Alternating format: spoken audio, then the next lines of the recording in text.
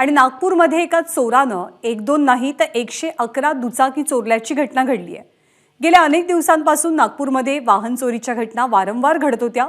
त्यानंतर नागपूर गुन्हे शाखेला याची माहिती मिळाल्यावर पोलिसांनी या चोराला ताब्यात घेतलं आणि सगळ्या दुचाकी जप्त केल्यात।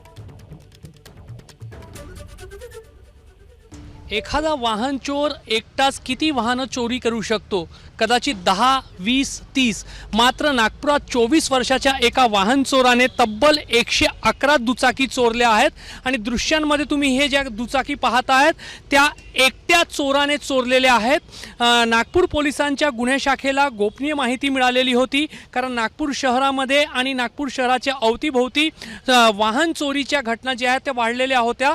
वरुड अमरावती जिल्ह्यातला ठिकाण आहे, त्या ठिकाणी एका चोराच्या घरी 20 वाहनं आहेत अशी माहिती मिळालेली होती आणि जेव्हा पोलिसांनी तिथे जाऊन तपासणी केली तेव्हा तिथे 20 वाहनं जे आहेत ते हस्तगत करण्यात, जप्त करण्यात पोलिसांना यश आला। आणि त्याच्यानंतर जेव्हा त्या आरोपीची कसून चौकशी करण्यात आली तेव्हा त्याने अशाच पद्धतीने एकूण 111 वाहनं चोरल्याचं जे आहेत ते कबूल केलेलं आहे। त्याचा तपशील समोर आलेला आहे आणि गेल्या काही दिवसांमध्ये या चोरट्याने दिलेल्या कबुलीच्या आधारावर पोलिसांनी नागपूर जिल्हाच नाही तर नागपूरच्या अवतीभोवतीच्या 9 जिल्ह्यांमध्ये तपास मोहीम राबवली आणि त्याच्या माध्यमातून तब्बल 111 दुचाकी ज्या आहेत त्या जप्त झालेल्या आहेत। जवळपास 85 दुचाकी जे आहेत त्यांनी ग्रामीण भागामध्ये वेगवेगळ्या ठिकाणी विकलेल्या होत्या आणि जवळपास 20 किंवा त्याच्यापेक्षा काही जास्त दुचाकी जे आहेत ते त्याच्या ठिकाणावरून पोलिसांनी जप्त केलेले आहेत।